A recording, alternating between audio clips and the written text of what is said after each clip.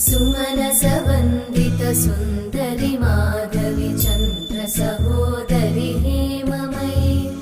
मुनिगणवन्दित मोक्षप्रदायिनि मञ्जुळभाषिणि वेदनुते